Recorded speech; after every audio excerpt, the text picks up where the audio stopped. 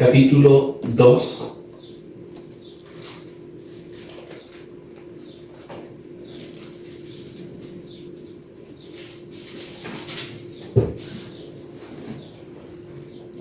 Colosenses capítulo 2. La semana pasada estuvimos viendo desde el verso 1 hasta el verso 7. Y hoy vamos a estudiar dos versos, versos 8 y 9. Tres versos, 8, 9 y 10. Y vamos a comenzar, para entender lo que estamos estudiando, el contexto, a leer desde el verso 6, aunque nos vamos a centrar en los versos 8 al 10. Dice así la palabra del Señor: por tanto, de la manera que habéis recibido al Señor Jesucristo, andad en Él, arraigados y sobreedificados en Él, y confirmados en la fe, así como habéis sido enseñados, abundando en acciones de gracias. Mirad que nadie os engañe por medio de filosofías y huecas sutilezas, según las tradiciones de los hombres, conforme a los rudimentos del mundo y no según Cristo. Porque en Él habita corporalmente toda la plenitud de la deidad, y vosotros estáis completos en Él, que es la cabeza de todo principado y potestad. Ahí la lectura de la palabra.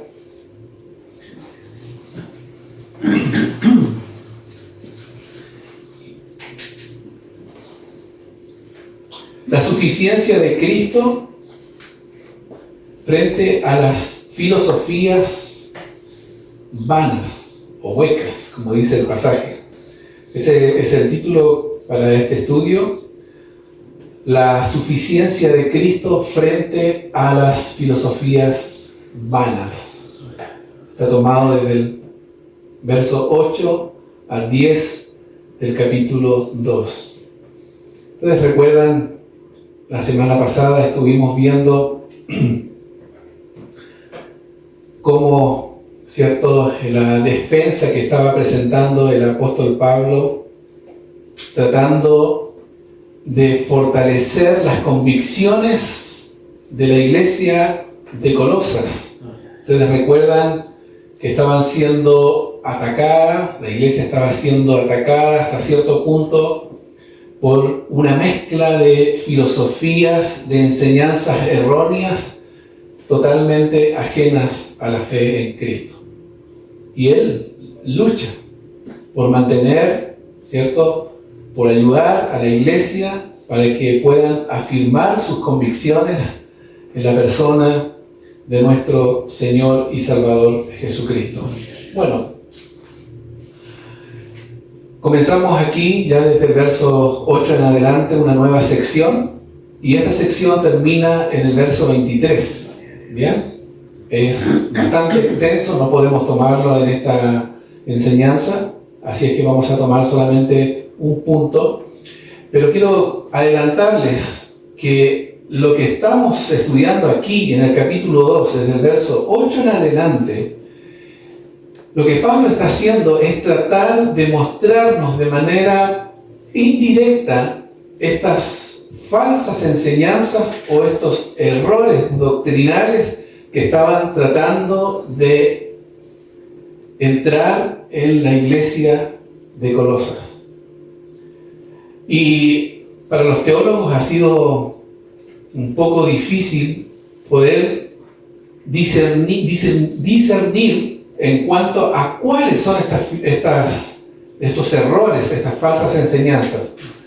Y el consenso general ha sido que, por un lado, había ciertas filosofías que estaban tratando de introducirse, ¿cierto?, en la iglesia, pero también mezcladas con algo de legalismo. Había también una especie de misticismo y ascetismo. Ya vamos a ver la próxima semana qué significa esto del misticismo y el ascetismo, que era muy conocido en esta región, en esta época. Pero hoy día nos vamos a centrar en la primera falsa enseñanza, que es estas filosofías huecas a la cual Pablo se refiere. Bien, Pablo entonces va a manifestar de una manera indirecta, por lo menos, estos 4 sistemas de error. ¿Ya? Por un lado están las filosofías vanas, por otro lado está el legalismo y por otro lado también está el misticismo, que es el culto a los ángeles, y también el ascetismo, es decir, de apartarse, no tocar, no beber, apartarse de ciertas cosas, algo así como lo que hacen los monjes tibetanos. Esto lo vamos a ver en las próximas lecciones. Entonces, debemos estar conscientes, hermanos, que estas complicaciones están en este pasaje. Es difícil tratar de distinguir, ¿cierto?, a qué Pablo se está refiriendo específicamente. Pero de manera indirecta podemos extraer del pasaje como con una lectura de espejo. Es decir, a medida que nosotros vamos leyendo, Pablo va mostrando ciertas luces, señales que nos ayudan a entender estas falsas enseñanzas a las cuales nosotros debemos atender. Hasta el momento hemos visto de manera superficial algunos elementos que nos ayudan a entender el peligro en la que la iglesia de Colosas se encontraba, ¿cierto? Eso es lo que hemos visto hasta el momento. Solamente de manera superficial hemos sondeado algunas cosas. Ahora, desde el verso 8 en adelante, Pablo va a especificar un poco más en qué consisten estas falsas enseñanzas. Bueno, ¿qué más? No debemos pensar, hermanos, que la iglesia ya había sucumbido o se había entregado a estas falsas enseñanzas o estos errores gravísimos. No es así. La iglesia estaba en peligro de ser seducida por estas falsas enseñanzas, pero no había sucumbido ante todo el ataque que estaban recibiendo. Así que no debemos pensar de que la iglesia ya había sido, ¿cierto?, deslizada al error completamente. Ellos estaban en peligro, pero aún estaban firmes, tal como lo estudiamos la semana pasada, capítulo 2, verso 5. Ellos estaban siguiendo el buen orden y estaban firmes en la fe en Cristo. Dos cosas, ¿cierto? Son las marcas, como vimos la semana pasada, de una iglesia saludable. Ellos estaban siguiendo el buen orden y por otro lado estaban firmes en la fe en Cristo. ¿Bien? Una iglesia que se debilita en sus convicciones en cuanto a la persona y a la obra de Cristo es una iglesia que está caminando hacia el error. Se está debilitando. Porque está dejando el fundamento principal, que es Cristo y su obra, fuera de toda la doctrina que une al cristianismo. Hasta aquí hemos aprendido acerca de la preeminencia y la suficiencia de Cristo en todo orden de cosas. Cristo es preeminente. Él tiene el primer lugar en todo, en todas las cosas. Él tiene la supremacía porque es el creador y el sustentador de todas las cosas. ¿Quién nos sostiene a nosotros? Es la pregunta. ¿Quién sostiene el universo? Es Cristo con su poder. La supremacía incluye también el hecho de que todas las cosas son creadas por Él y para Él. También lo vimos. Pero no solamente esto, hermanos. Esto incluye también la preeminencia y la suficiencia de Cristo en todo orden de cosas. Incluye también todo lo relacionado con nuestra salvación y con nuestra redención. Es decir, no podemos pensar en una salvación verdadera y concreta si nosotros dejamos a Cristo afuera. Es imposible. Es imposible. Bueno, ¿qué implicaba para los colosenses la obra de Cristo en los colosenses? La obra de Cristo en los colosenses, es la pregunta. ¿Qué implicación tenía esto para sus vidas? ¿Cómo ellos tenían que aplicar estas convicciones para poder resistir el ataque de las falsas enseñanzas que estaban tratando de introducir? Bueno, respondo a esta pregunta con la siguiente frase. Ellos no necesitaban agregar absolutamente nada más a su fe. Los colosenses no necesitaban absolutamente nada más para agregar a su fe, porque Cristo es suficiente. Ese es el gran mensaje que estamos aprendiendo en esta carta. Cristo es suficiente. Es suficiente. Vamos a ver después del capítulo 3 en adelante que Cristo también es suficiente para vivir una vida agradable, tener una conducta digna del Señor. Cristo es suficiente también para esto. Entonces, ellos no necesitaban agregar absolutamente nada más a su fe.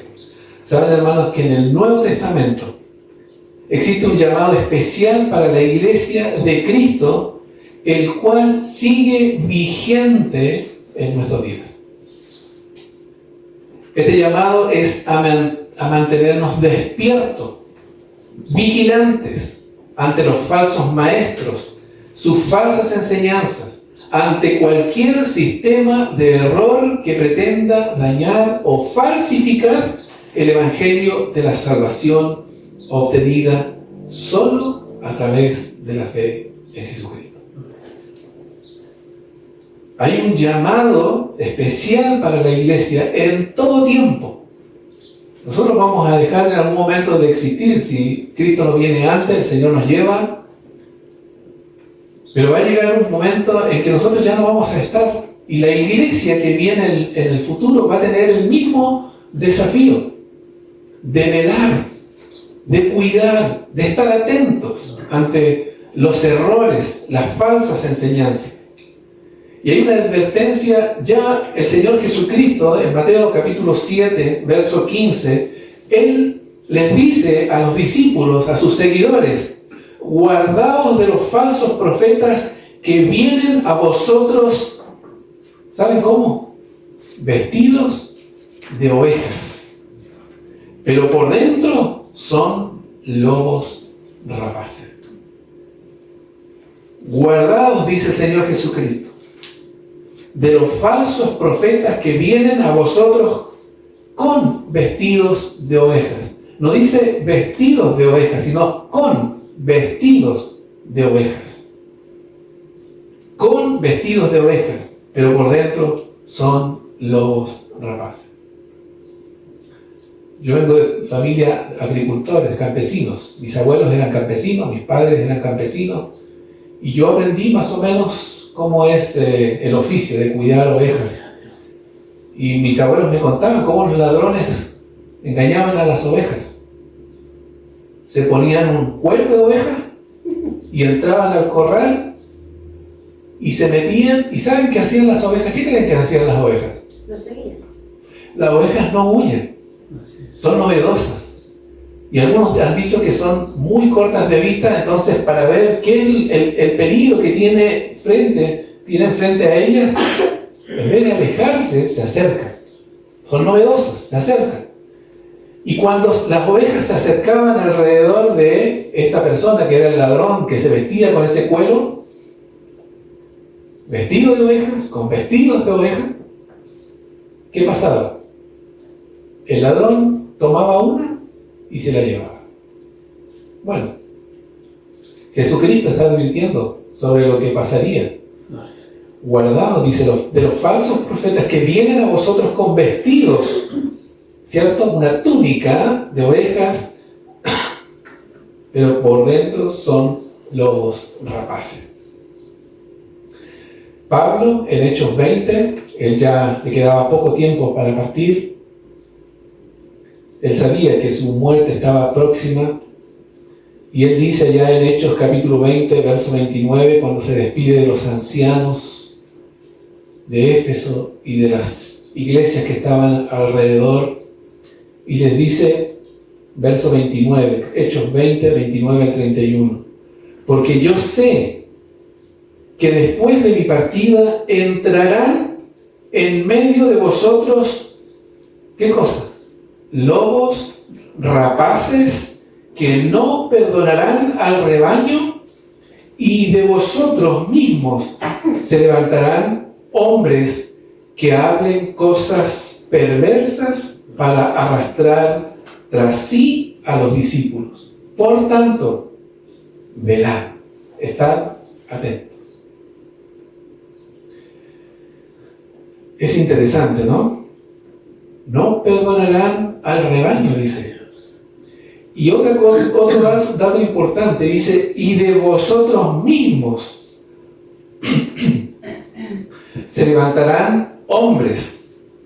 Es decir, dentro del seno de la iglesia, dentro de la congregación, habían personas, o iban a aparecer personas que manifestaban ser creyentes, manifestaban ser personas que realmente habían conocido a Cristo, pero no eran. Estaban ahí para llevar a los incautos, a los más débiles, a los neófitos, y arrastrarlos hacia el error. En una de las cartas del apóstol Juan, también él escribe y dice, salieron de nosotros, hablando de los falsos maestros, pero no eran de nosotros. Es increíble, hermanos, porque gran parte, por no decir la mayoría de las sectas, han salido, ¿saben de dónde? De las iglesias evangélicas. Gran parte de las sectas han salido de las iglesias evangélicas. ¿Qué pasó? ¿Qué pasó? Bueno, la suficiencia de Cristo quedó afuera. La centralidad de la obra y la persona de Cristo quedó afuera y se transformó en una secta. ¿Saben qué, hermanos? Una de las cosas, lo vamos a ver en el punto que viene más adelante, pero una de las características de las sectas es el hecho de menospreciar a Cristo. Fíjense, ellos menosprecian a Cristo. Pueden hablar de Cristo, pero ellos nunca van a reconocer que Cristo es Dios. No lo van a hacer. Pedro, el apóstol, también escribe en su segunda carta, capítulo 3, verso 17, y dice, y tened entendido que la paciencia de nuestro Señor es para salvación, como también nuestro amado hermano Pablo, según la sabiduría que le ha sido dada, os ha escrito casi en todas sus epístolas, hablando en ella de estas cosas, entre las cuales hay algunas difíciles de entender. De verdad, la carta a los romanos no es tan fácil de entender a simple vista. Pero miren lo que dice, las cuales los indoctos e inconstantes tuercen, como también las otras escrituras, para su propia perdición. Así que vosotros, oh amados, sabiéndolo de antemano, guardaos, no sea que, arrastrados por el error de los inicuos, caigáis de vuestra firmeza. La Biblia dice, el que esté firme, mire, que no caiga. Hermanos, mientras más afirmamos nuestras convicciones a través de la verdad, de la palabra del Señor, menos probabilidad hay que nosotros sucumbamos ante el error. Yo recuerdo que el primer contacto que tuve con un testigo de Jehová fue en la propia iglesia donde asistía. Ellos salen un día a la semana y van barrio por barrio. Llegaron a la puerta del templo y pensamos que eran visitas, salimos a preguntar qué pasaba y ellos estaban ahí. Y una de las primeras cosas que escuché de ellos es justamente la carta a los Colosenses, capítulo 1, donde se habla de Jesucristo como el primogénito de la creación. Entonces, en un par de segundos, la persona que me estaba hablando me dijo que Jesucristo no es Dios, que Él es el primer ser creado. Y por supuesto, yo recién conociendo al Señor Jesucristo, todavía sin convicciones y sin tener sabiduría suficiente, quedé dudando si realmente lo que me estaba diciendo sería cierto.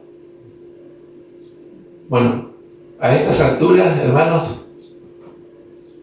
podemos llegar a conversar con uno de ellos y poder estar convencidos.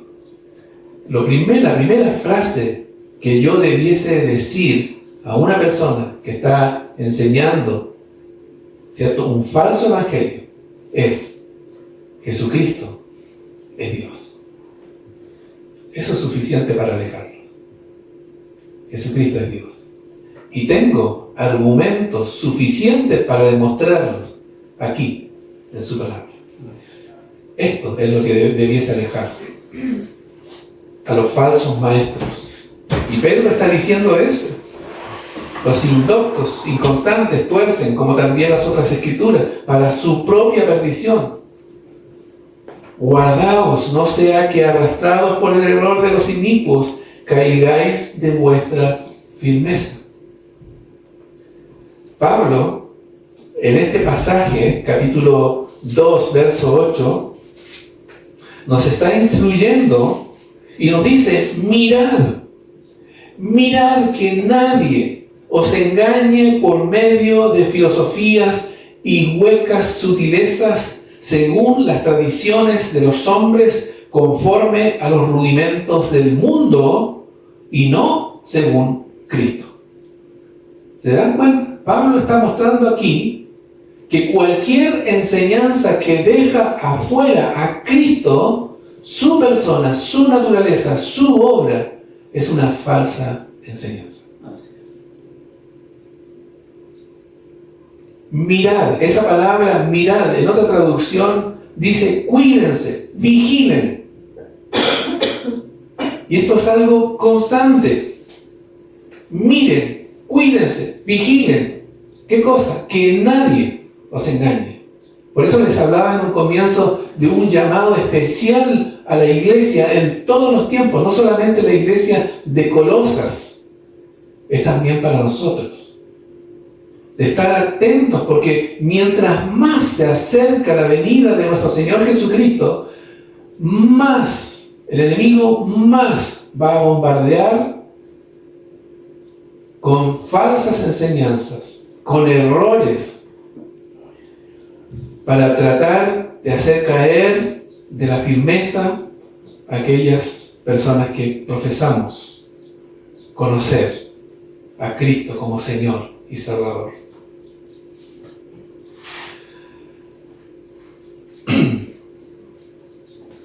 No sé si te has preguntado, hermanos, en algún momento, ¿cómo yo puedo diferenciar?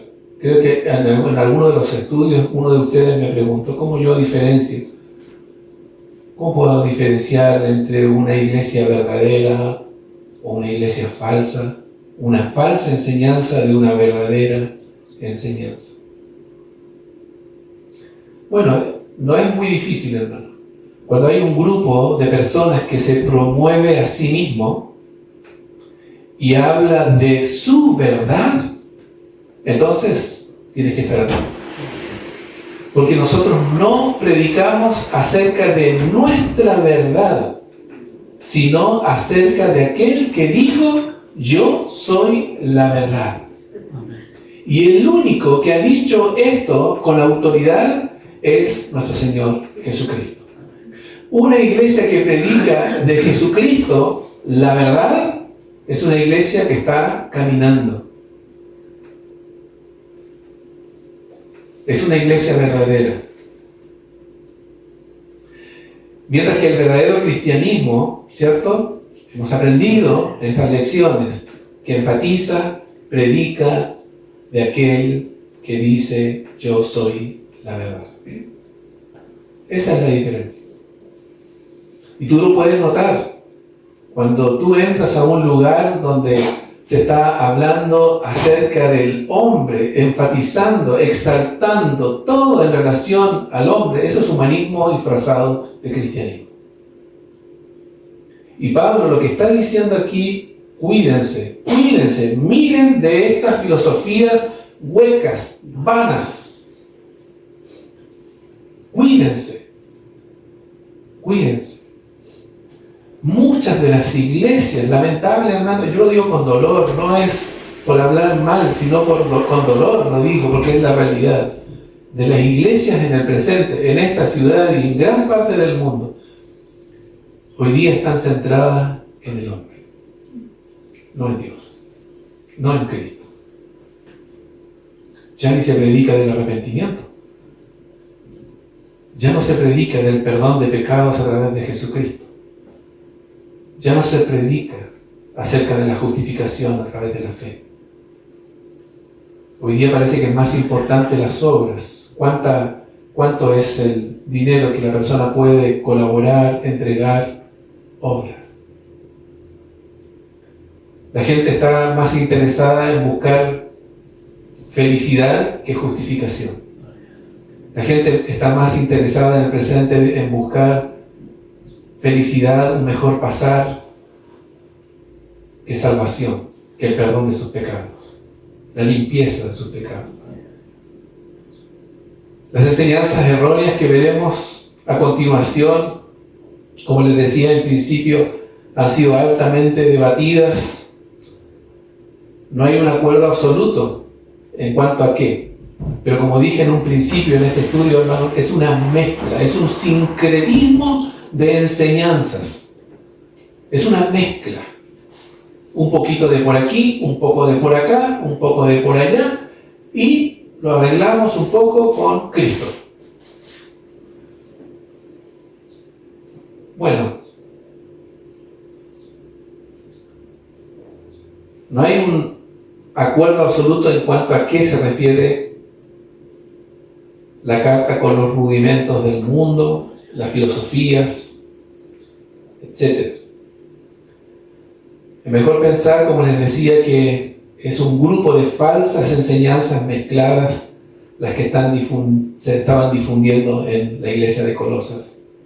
En esta carta podemos deducir a través de una lectura espejo, es decir, mientras leemos, la carta nos está mostrando señales que podrían haber ciertas corrientes de pensamientos que estaban mezclándose con el cristianismo. Y podemos ver por lo menos 4. El primero es las filosofías huecas o vanas, el legalismo por otro lado, el misticismo y por último el ascetismo.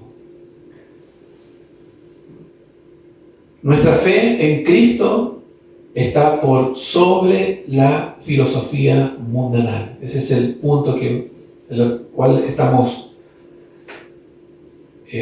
centrados en esta enseñanza. Nuestra fe en Cristo está por sobre la filosofía mundanal. Verso 9, 8 y 9. Mirad, dice, que nadie os engañe por medio de filosofías y huecas sutilezas según las tradiciones de los hombres, conforme a los rudimentos del mundo y no según Cristo. ¿Saben que esa palabra filosofía aparece solamente una vez en el Nuevo Testamento? Y aparece aquí en Colosenses capítulo 2, verso 8. Y es una palabra griega formada por 2 términos. Philein, que quiere decir amar, y Sofía, que quiere decir sabiduría. Por lo tanto, la palabra filosofía significa amor a la sabiduría, o la búsqueda de la sabiduría, como han dicho otros. Pero esta palabra utilizada en aquel tiempo tenía un significado mucho más amplio, mucho más amplio. En los días de Pablo, la filosofía era un término que describía las diferentes facciones, movimientos y opiniones. Recuerdan que el Imperio Romano fue el que conquistó el Imperio griego, pero los griegos tenían una característica muy especial, que cuando eran un imperio, no solamente conquistaban militarmente, ¿cierto?, a otro pueblo, ellos conquistaban culturalmente a los otros pueblos. Es decir, sus pensamientos, sus dioses, su cultura, todo lo relacionado con ellos, también lo llevaban a estas otras culturas. Por lo tanto, el Imperio Romano, aunque conquistó, ¿cierto?, al Imperio griego, todavía permanecía el aspecto cultural de los griegos. Todavía. De hecho, la lengua que se hablaba en el tiempo de los apóstoles era el koiné, una lengua griega. Es el lenguaje común de aquel entonces. Entonces, les voy a leer lo que dice la definición de un diccionario de la lengua española.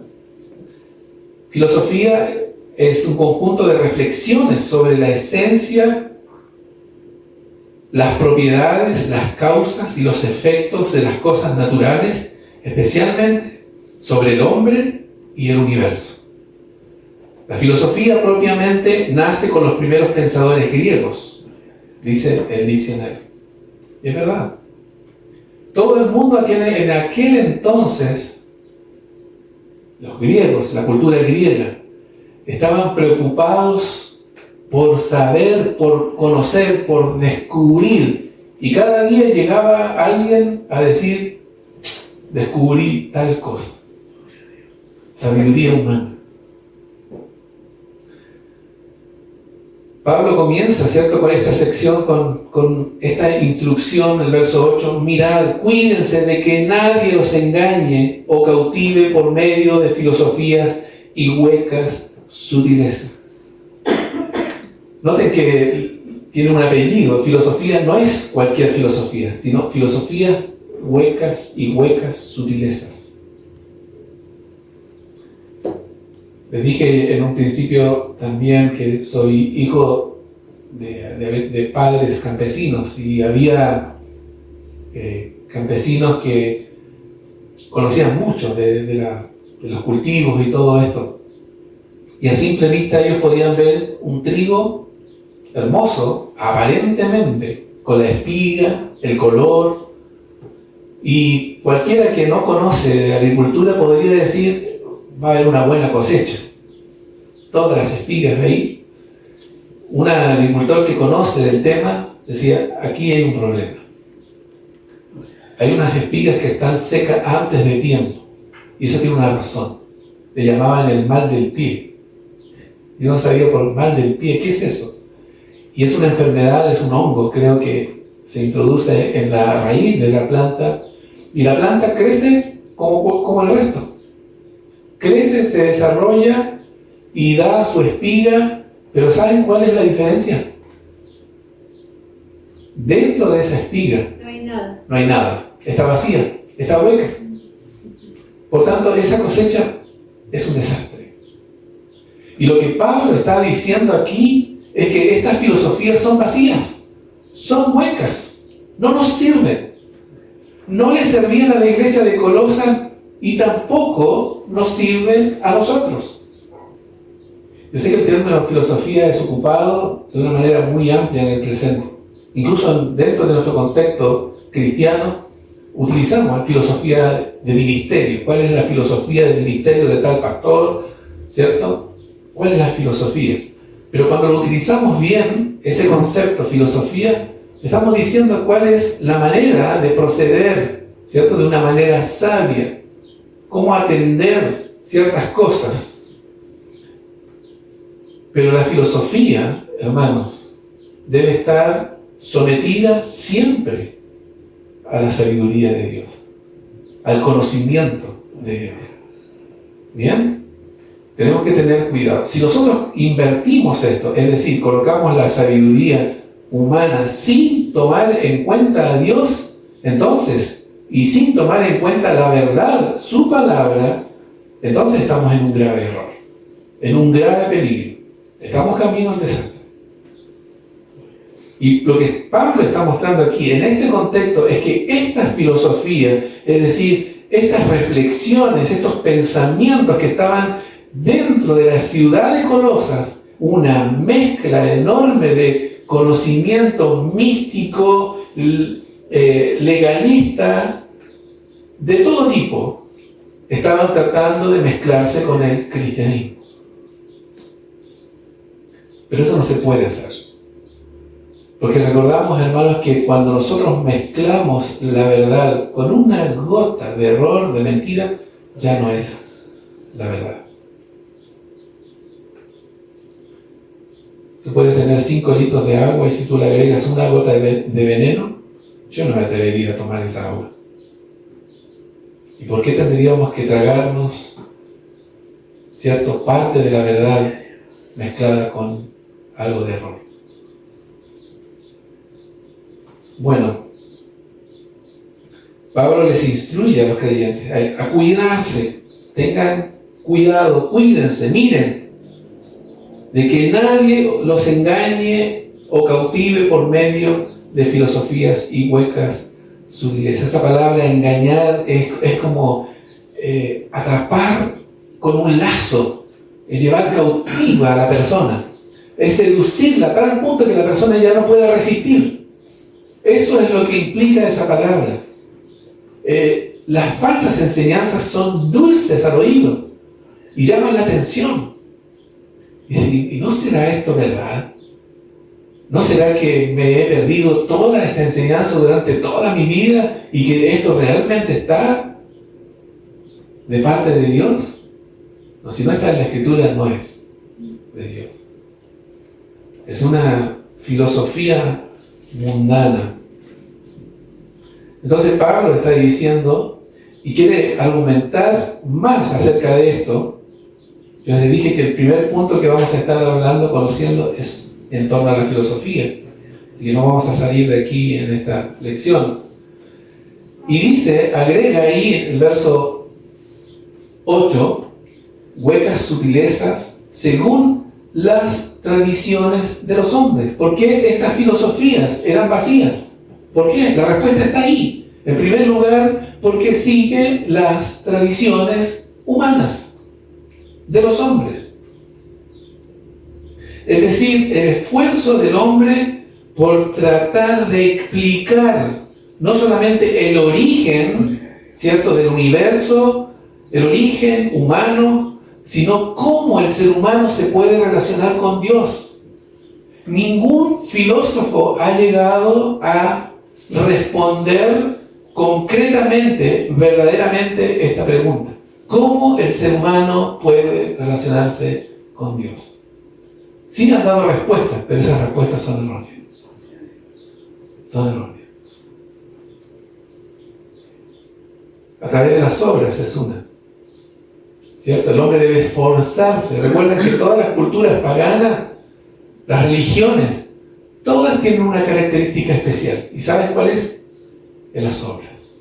El ser humano tiene que esforzarse para ganarse el favor de Dios o de los dioses, en el caso de las culturas que tengan más de un dios. Y aquí entra incluso el Islam. El Islam es una religión por obras. Por eso es que sus seguidores están dispuestos a ser mártires, a dar su vida por Alá. Porque si ellos lo hacen, Alá nos va, en las puertas de Alá van a estar abiertas para todo aquel que entrega su vida como mártir por su religión, por el Islam, por su profeta, Mahoma. Y así podemos ver, hermanos, las sectas tienen esa característica, obras, y se esfuerzan. Bueno, sigue, dice el apóstol Pablo, las tradiciones humanas, es decir, todo centrado en el hombre. Alguien ha dicho que esto es el humanismo. El humanismo, es decir, todo lo que está centrado en el ser humano, lo que sale del corazón, de la mente del ser humano. Bueno, la filosofía, hermanos, este tipo de filosofía no puede dar respuesta certera a la condición del hombre y cómo afecta su relación con Dios. Es decir, la condición del ser humano y cómo esta condición en la que se encuentra afecta también su relación con Dios, con el Creador. La filosofía no lo puede hacer, no puede dar respuesta. ¿Sabes por qué? Porque el ser humano posee una naturaleza corrompida. Nace sin Dios. Pablo escribió en Romanos 3, 10 al 12, no hay justo, ni aun uno. No hay quien entienda. No hay quien busque a Dios. Todos se desviaron. A una se hicieron inútiles. No hay quien haga lo bueno, no hay ni siquiera uno. Y aquí están también los filósofos. Por eso es tan importante entender esto, hermano. Puede que un pensamiento sea muy loable, muy hermoso, dulce a nuestros oídos, pero si sale de una persona que no conoce a Dios a través de Jesucristo, entonces, hermano, es digno de dudar. Es digno de dudar. El hombre no necesita la filosofía para entender quién es y cuál es el propósito de su vida, porque, miren, desde que la filosofía existe, lo único que ha sucedido es que nacen otros filósofos y toman, ¿cierto?, las reflexiones, los conceptos, las ideas de estos filósofos de antaño, lo toman, lo arreglan un poco y lo vuelven a dar a conocer. Y están dando vueltas en lo mismo. ¿Y saben por qué están en esa condición? Es porque han dejado a Dios afuera. Han dejado a Dios afuera. Entonces, el hombre no necesita la filosofía para entender quién es y cuál es el propósito de su vida. Lo que necesita el hombre, ¿sabes qué? Es a Cristo. Capítulo 2:3. En Cristo están escondidos todos los tesoros de la sabiduría y del conocimiento. Ahí está. ¿Quieres respuesta? ¿Quién eres? ¿Por qué fuimos creados? ¿De dónde? ¿Qué poder es el que sostiene todas las cosas? Está aquí. La palabra de Dios, la verdad, está en Cristo. Pero no solamente eso, hermanos. El verso 8, conforme a los rudimentos, dice según las tradiciones de los hombres, pero también dice Pablo que estas filosofías son huecas, sutilezas, no solo porque son tradiciones de los hombres, sino también porque son conforme, ¿qué dice ahí en su Biblia? Los rudimentos del mundo. Los rudimentos del mundo.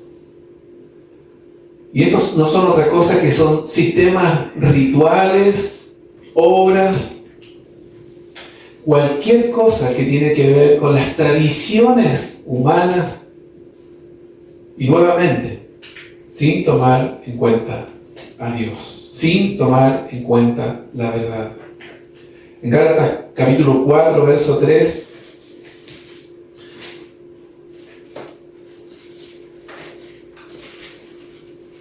está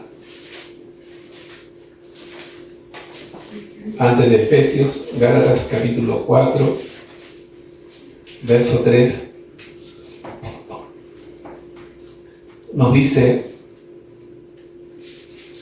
así también nosotros, cuando éramos niños, estábamos en esclavitud bajo los rudimentos del mundo. Aquí nuevamente está el mismo concepto, los rudimentos del mundo. Hay cosas que pueden ser buenas hasta cierto punto, pero no nos sirven para poder tener comunión con Dios, para poder conocer a Dios, para poder amar a Dios, para poder entender quiénes somos nosotros y cuán perdidos estábamos antes que el Señor nos conociera. Entonces son sistemas, obras, todas ellas carecen de valor alguno ante Dios. Y nosotros sabemos, hermanos, que nada de estos rudimentos o estos principios, porque el rudimento tiene que ver con estos principios del mundo, pueden ayudar al ser humano. ¿Saben por qué? Nuevamente la respuesta es la misma. Porque el ser humano está caído, está corrompido. Entonces por eso que hay tantas religiones, ahí está la respuesta. Porque es la manera en que el ser humano quiere buscar y conocer a Dios. Pero es su forma, su manera. Y la Biblia nos es clara en esto, que no hay otra manera de conocer a Dios si primeramente no conocemos a su Hijo Jesucristo, porque Él reveló a Dios. Él reveló a Dios. Entonces el mundo está alejado de Dios. Y si está alejado de Dios, ¿qué puede ofrecer al resto de la humanidad? ¿Qué puede ofrecer a alguien que está alejado de Dios? Imagínense que ustedes están pasando por una situación muy difícil y están débiles espiritualmente.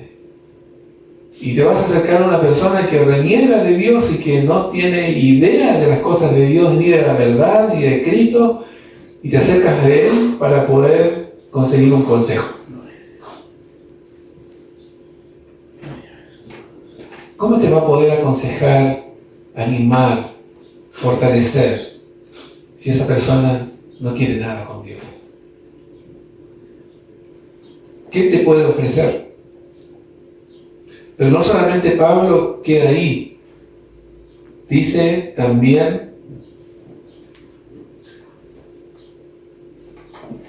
según las tradiciones de los hombres, porque estas filosofías también son conformes a los rudimentos del mundo, y también estas filosofías no son según Cristo. Es decir, este sistema de pensamiento deja a Cristo afuera. Ahí está. Por eso les decía en un principio, hermanos, ¿cómo tú puedes darte cuenta cuando es una enseñanza errónea, cuando una iglesia no es saludable, cuando está alejada de la verdad? Bueno, aquí está la respuesta. Ahí está la respuesta, verso 8 al final. Porque no predican según Cristo. No viven según Cristo. Bueno, es tan importante, hermanos, tan importante entender que toda enseñanza carente de Cristo al final termina siendo vacía, hueca, como esa espiga de trigo con esa enfermedad del hongo en su raíz. Es hueca, es vacía.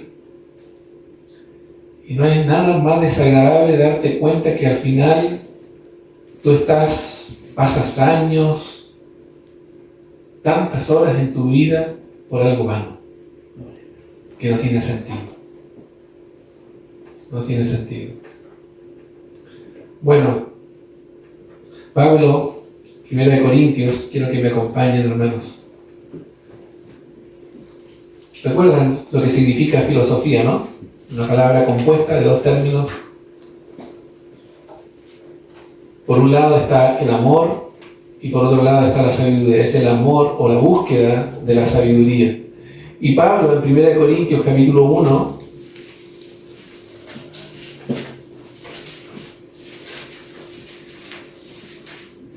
Corintios capítulo 1, verso 18,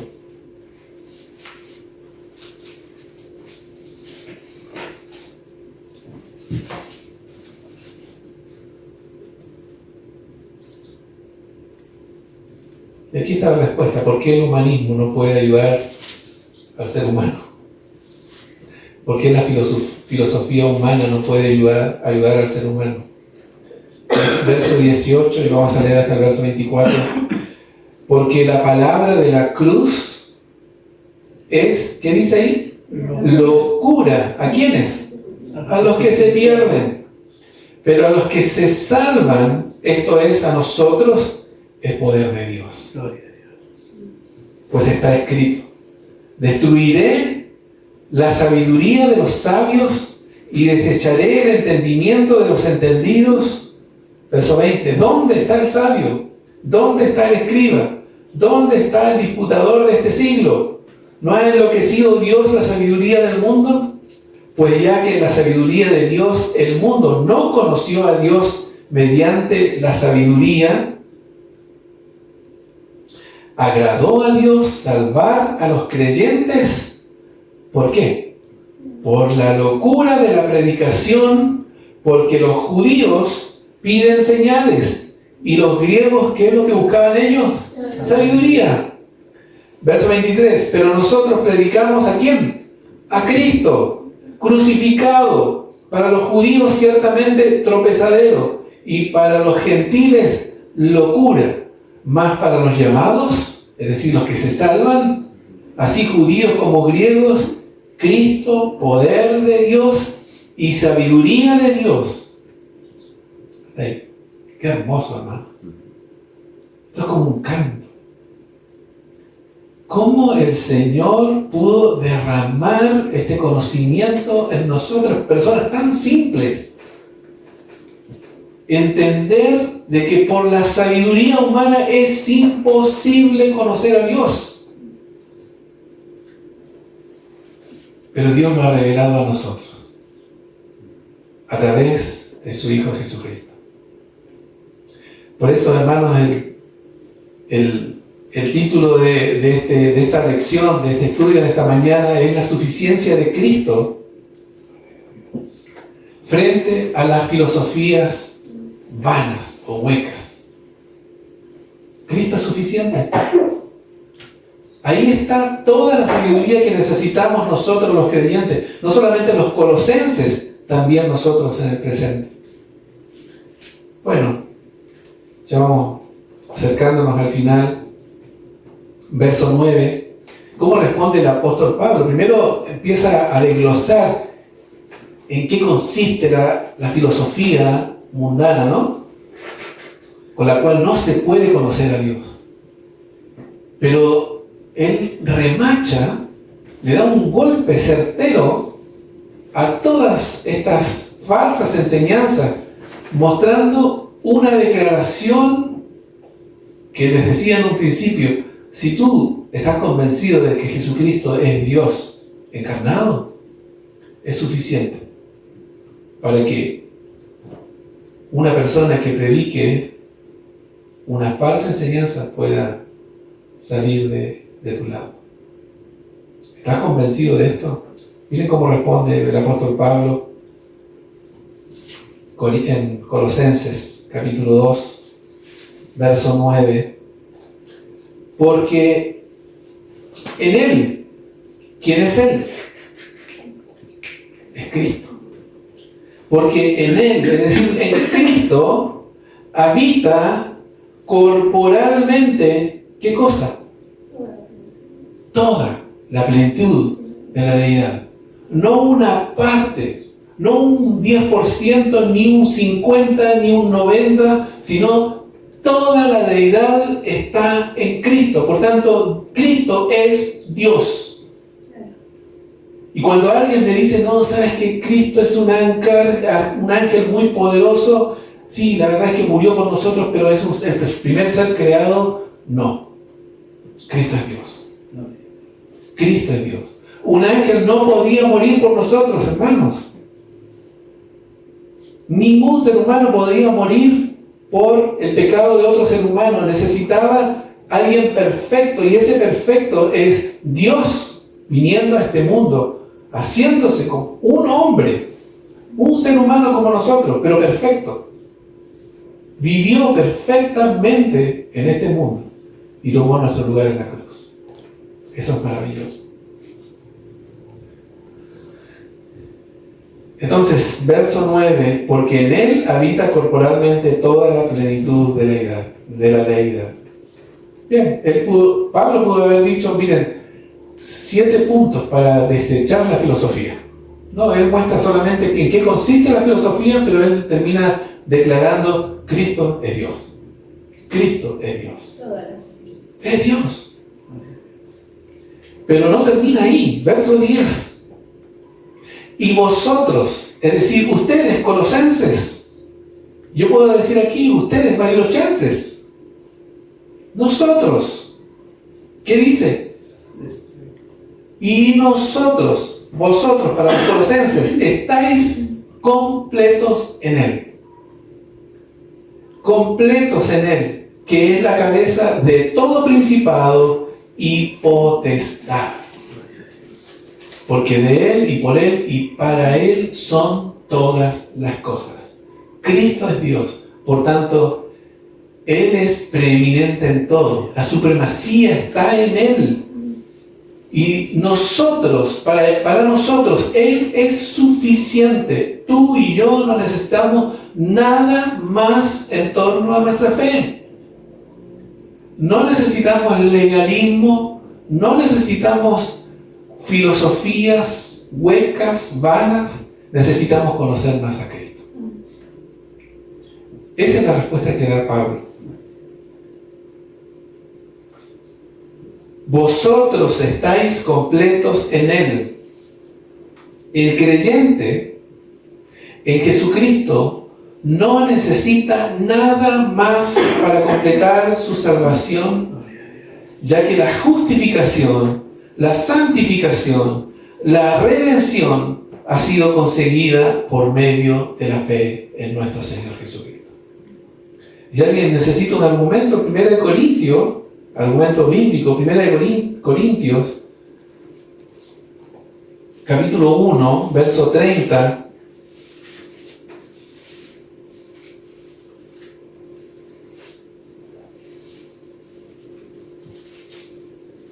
dice así: mas por Él estáis vosotros en Cristo Jesús, el cual nos ha sido hecho por Dios, ¿qué cosa? Sabiduría, justificación, santificación y redención, para que, como está escrito, el que se gloría, gloríese en el Señor. Ahí está. En Cristo, hermanos, estamos completos. No necesitamos nada más.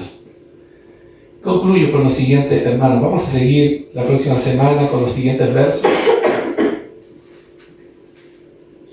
Así como los creyentes en Colosas no necesitaban recurrir a las filosofías vacías, huecas, según el verso 8, que predominaban en el ambiente cultural de aquel entonces, la iglesia del presente tampoco necesita amalgamar su fe, mezclar su fe en Cristo como el Señor y Salvador, con creencias paganas o humanismo con lenguaje cristiano.